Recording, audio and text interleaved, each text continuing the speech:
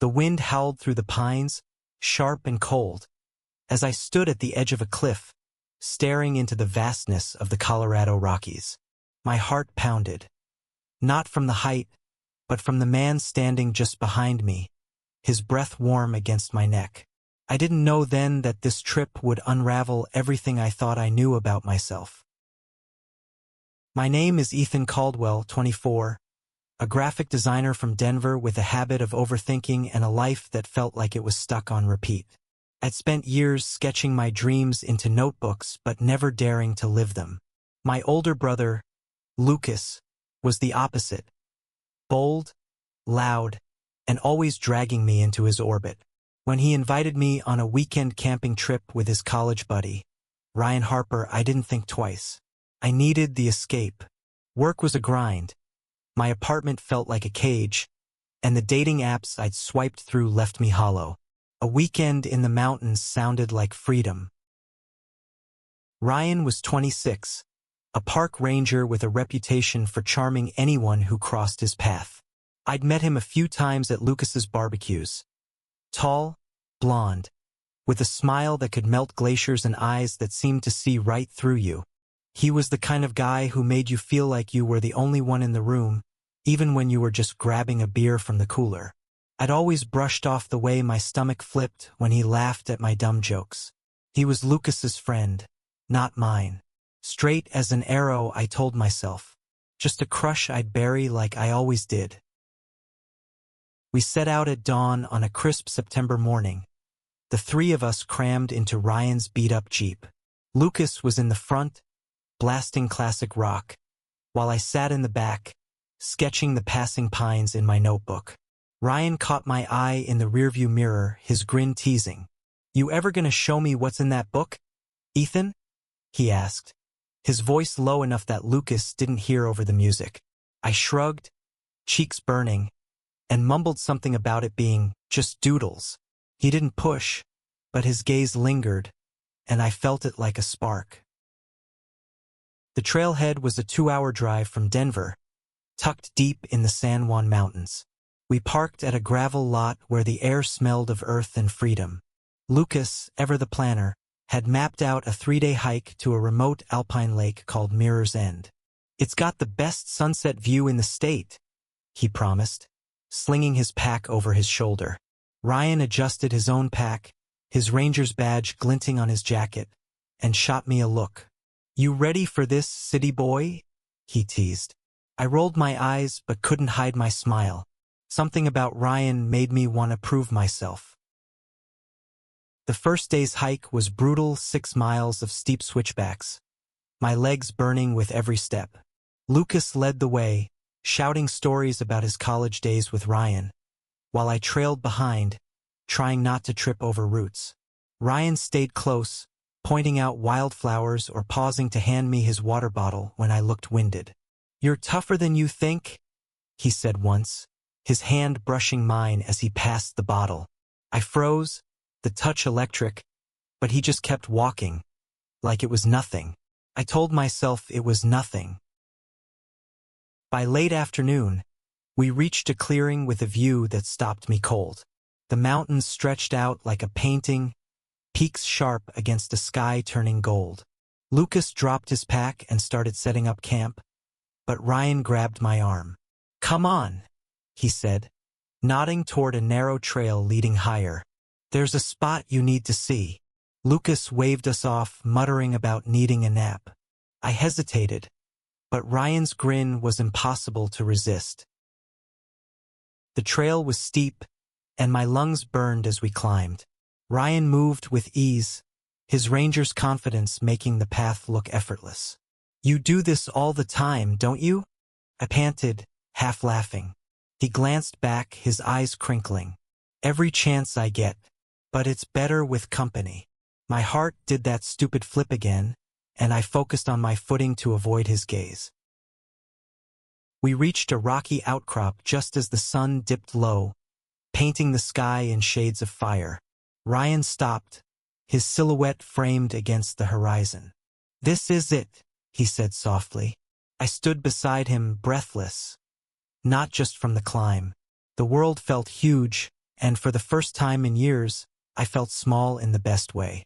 Ryan turned to me, his face half lit by the fading light. "You ever feel like you're waiting for something, but you don't know what?" he asked. His voice was quiet, almost vulnerable. I swallowed, my throat tight. "All the time," I admitted. He stepped closer, his hand brushing mine again, this time deliberate. My pulse raced. "Ethan," he said, his voice barely above a whisper. "What if you stopped waiting?" I froze, caught in his gaze, the air between us heavy with something I couldn't name. Before I could answer, Lucas's voice echoed from below, calling us back to camp. Ryan pulled away, the moment shattering like glass. "We should go," he said, his smile tight. I nodded, my mind reeling, and followed him down the trail. That night, as we sat around the campfire, Lucas rambled about his new job, oblivious to the tension coiling inside me. Ryan was quieter than usual, poking at the flames with a stick. I stole glances at him, my sketchbook open on my lap, my pencil tracing the lines of his jaw without thinking. He caught me once, his eyes locking onto mine, and I snapped the book shut, my face burning. Lucas laughed, clueless. "You're such a nerd, Ethan." I forced a smile, but my thoughts were on Ryan's words, his touch, and the sunset that felt like a promise I wasn't ready to believe. The fire crackled softly as dawn broke over the mountains, painting the sky in hues of lavender and gold. I sat on a log, my sketchbook open, but my pencil hovered, frozen by the weight of Ryan's presence beside me.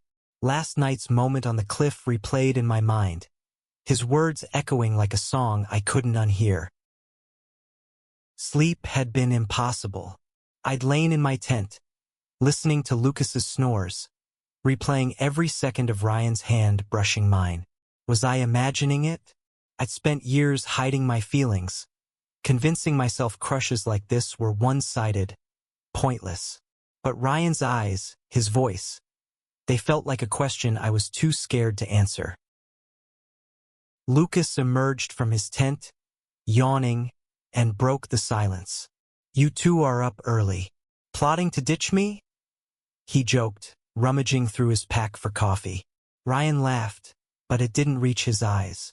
"Just enjoying the view," he said, glancing at me. My stomach twisted, and I buried my face in my sketchbook, pretending to draw. The second day's hike was longer, pushing deeper into the San Juans. The trail wound through dense forest, the air thick with pine and damp earth. Lucas led again, his energy relentless, while Ryan and I fell into step behind him. Every so often, Ryan's arm brushed mine, accidental but electric. I kept my eyes on the path, afraid of what I'd see if I looked at him. Around noon, we stopped at a stream to refill our water bottles. Lucas wandered off to scout the trail, leaving Ryan and me alone. He knelt by the water, his hands steady as he filled his bottle, but his shoulders were tense. "You're quiet today," he said, not looking up. I shrugged, my throat tight. "Just tired." It was a lie, and he knew it. He stood, wiping his hands on his jeans, and stepped closer. "You sure that's all?"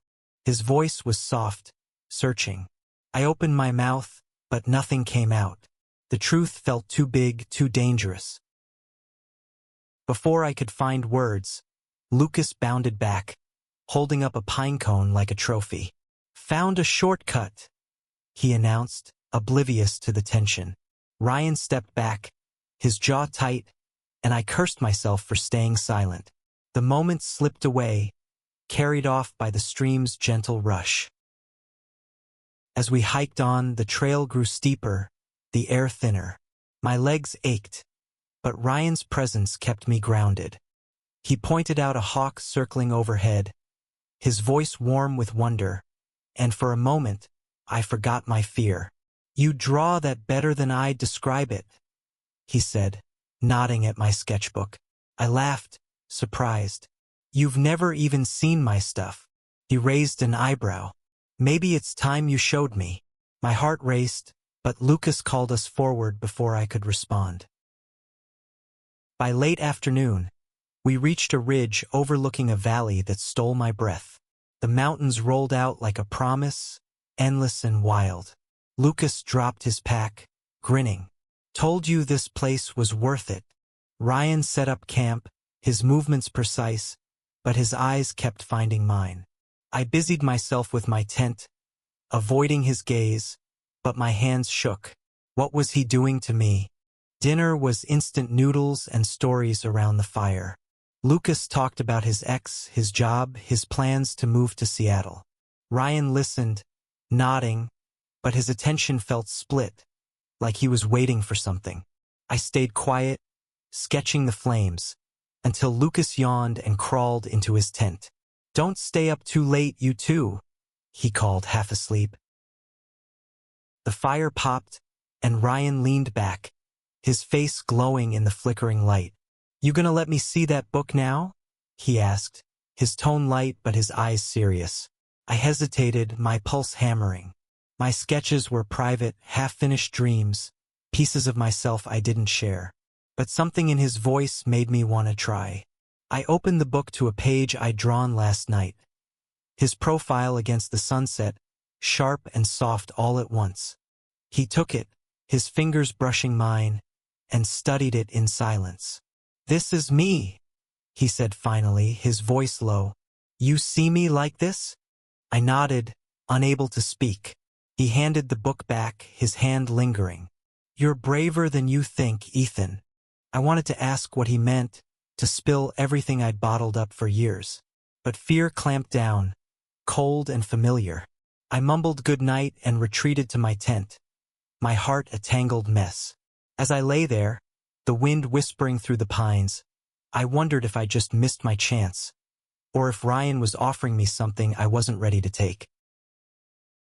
The sky darkened as we pushed toward Mirror's End, clouds rolling in like a warning.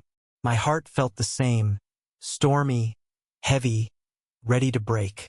Ryan's words from last night, "You're braver than you think," haunted me, daring me to face the truth I'd buried for years. The third day's hike was relentless. The trail climbed sharply, rocks slipping underfoot, and the air grew thick with the scent of coming rain. Lucas, oblivious as ever, led the charge, his voice echoing off the cliffs as he sang off-key. I envied his ease, his ability to move through the world without questioning every step. Ryan walked beside me, his presence a quiet anchor. Every glance he sent my way felt like a challenge, urging me to speak, but fear kept my lips sealed. We stopped at a lookout point, the valley below shrouded in mist. Lucas pulled out his phone, snapping photos, while Ryan leaned against a boulder, watching me. "You okay?" he asked, his voice cutting through the wind. I nodded, but my hands betrayed me, fidgeting with my pack straps. He stepped closer, his shoulder brushing mine. "You don't have to hide, you know?" His words were soft, but they hit like thunder. I wanted to ask what he meant, to demand answers, but Lucas called us over, pointing at a distant peak. The moment slipped away, and I cursed my silence. As we hiked on, the trail narrowed, forcing us closer. Ryan's arm brushed mine, deliberate now, and my skin burned where he touched. I stole a glance, catching the curve of his jaw, the way his eyes softened when he looked at me. I'd spent years telling myself I didn't deserve this. Someone like him, someone who saw me. But Ryan's presence was chipping away at that lie, and it terrified me. By mid-afternoon, rain began to fall, light at first, then heavier, soaking through my jacket. Lucas groaned, pulling out a poncho, but Ryan just laughed, tilting his face to the sky. "Embrace it, Ethan," he said, grinning. I couldn't help but smile, his joy infectious. We found shelter under a rocky overhang, huddling close as the storm raged. Lucas fiddled with his phone, muttering about no signal, while Ryan and I sat shoulder to shoulder, the air between us electric. "You ever think about what you really want?" Ryan asked, his voice low, meant only for me. I swallowed, my throat tight. "I don't know how," I admitted, barely audible over the rain. He turned, his eyes locking onto mine. "Start small. What do you want right now?" My heart pounded. I wanted to tell him about the sketches, the dreams, the way his smile made me feel alive. But Lucas shifted, breaking the spell, and I looked away, my courage faltering. The rain slowed, and we pressed on, the trail slick and treacherous. Ryan stayed close, steadying me when I slipped, his hand lingering on my arm. Each touch felt like a question, and I was running out of ways to dodge it. As we neared Mirror's End, the clouds parted, revealing a lake so still it mirrored the sky. Lucas hooped, dropping his pack, but Ryan's eyes were on me. "Almost there," he said, his voice heavy with meaning. We set up camp by the lake, the air crisp and quiet. Lucas built a fire, rambling about his plans for tomorrow, but I barely heard him. My mind was on Ryan, on the way he watched me like he saw something I couldn't. After dinner, Lucas crashed early, leaving Ryan and me by the fire. The stars were out, sharp against the black sky, and the silence between us felt alive. "Show me another one," Ryan said, nodding at my sketchbook. I hesitated, then opened to a drawing of the lake, half-finished but raw, like my feelings. He studied it, his fingers tracing the lines. "You put your heart in this," he said, his voice soft. "Why don't you let it out more?" I looked at him, my chest tight. "I'm scared," I whispered, the truth spilling before I could stop it. He reached out, his hand covering mine. "You don't have to be." His touch was warm, steady, and for the first time I didn't pull away. The fire's embers glowed, casting shadows across Ryan's face as he held my hand, his thumb tracing slow circles on my skin. My heart thundered, torn between fear and something brighter, something I hadn't dared name. This was the edge of everything I'd avoided, and Ryan was asking me to jump. Morning broke with a quiet intensity, the lake reflecting a sky streaked with pink. Lucas was up early, fishing at the water's edge, his laughter carrying over the stillness. I sat by the fire, sketching, but my lines were shaky, my thoughts consumed by Ryan's touch last night. He emerged from his tent, his hair mussed, and caught my eye. "Sleep okay?" he asked, his smile soft. I nodded, but the truth was I hadn't slept at all. Replaying his words, his warmth, the way he made me feel seen. We packed up for the final hike, a short climb to a ridge above Mirror's End where Lucas swore the sunset would be unforgettable. The trail was gentle, winding through meadows dotted with wildflowers. Ryan walked beside me, his presence steady, but the air between us crackled with unspoken questions. Lucas, ahead, was lost in his own world, humming as he hiked. I envied his obliviousness. For me, every step felt like a countdown. At noon, we stopped for lunch, spreading a blanket in a clearing. Lucas sprawled out, napping, while Ryan and I sat close, sharing granola bars. "You're different out here," he said, his voice low. "Freer." I laughed, nervous. "Maybe it's the mountains." He shook his head. "It's you, Ethan. You just don't see it yet." His words hit deep, stirring something I'd buried under years of doubt. I wanted to ask what he saw, what he wanted, but fear choked me again. The final climb was steep, the air thin and sharp. Ryan stayed close, his hand brushing mine, each touch a reminder of last night. When we reached the ridge, the view was staggering, Mirror's End below, the mountains stretching endless under a sky turning gold. Lucas set up his camera, determined to capture the sunset, while Ryan pulled me aside. "Stay with me tonight," he said, his voice urgent. "For the sunset." My heart raced, but I nodded, unable to say no. As the sun dipped, Lucas wandered off to find the perfect shot, leaving us alone. Ryan led me to a flat rock overlooking the lake, the sky ablaze with color. "I've been here 100 times," he said, his voice soft. "But it's never felt like this." He turned to me, his eyes searching. "Ethan, I've wanted to say this for a while." My breath caught, fear and hope colliding. "Say it," I whispered, my voice shaking. He stepped closer, his hand finding mine. "I'm not straight. I haven't been for a long time. And I can't stop thinking about you." The words hit like a wave, washing away years of denial. I stared at him, my mind reeling. "Ryan, I started, but my voice broke." He squeezed my hand, his eyes steady. "You don't have to say anything. Just be here." I nodded, tears stinging my eyes, and for the first time, I let myself feel it, the possibility, the truth. The sunset burned, painting us in light, and Ryan's hand in mine felt like an anchor.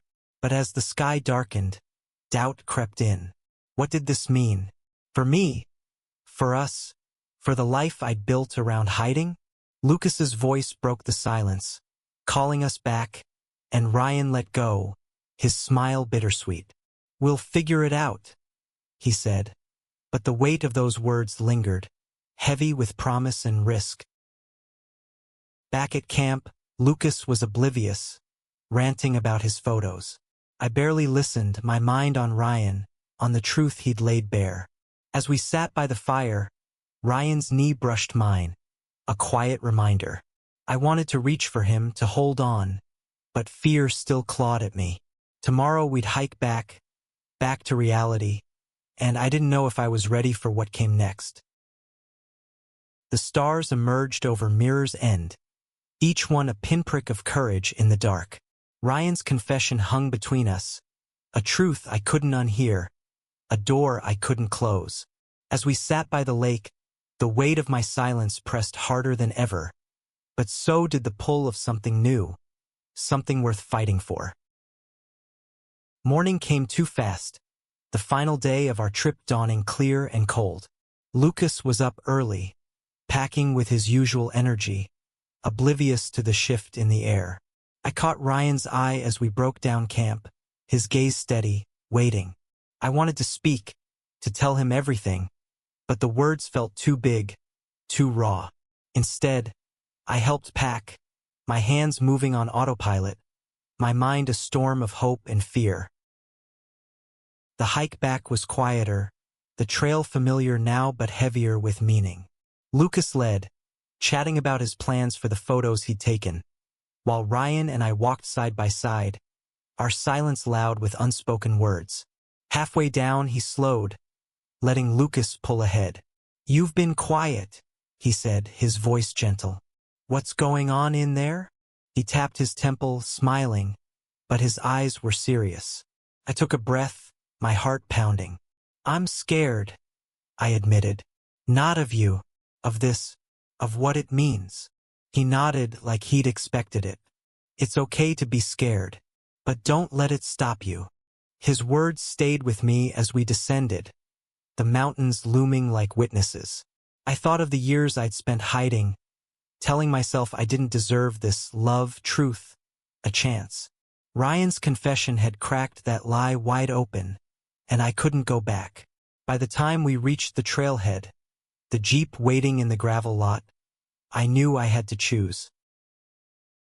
Lucas tossed his pack in the back, still clueless, and climbed into the driver's seat. Ryan lingered by the Jeep, his eyes on me. "You ready?" he asked, but it wasn't about the drive. I nodded, my throat tight. "Yeah, I think I am." The ride back to Denver was quiet, the radio off, the mountains fading in the rearview. Lucas dozed, leaving Ryan and me in a bubble of tension.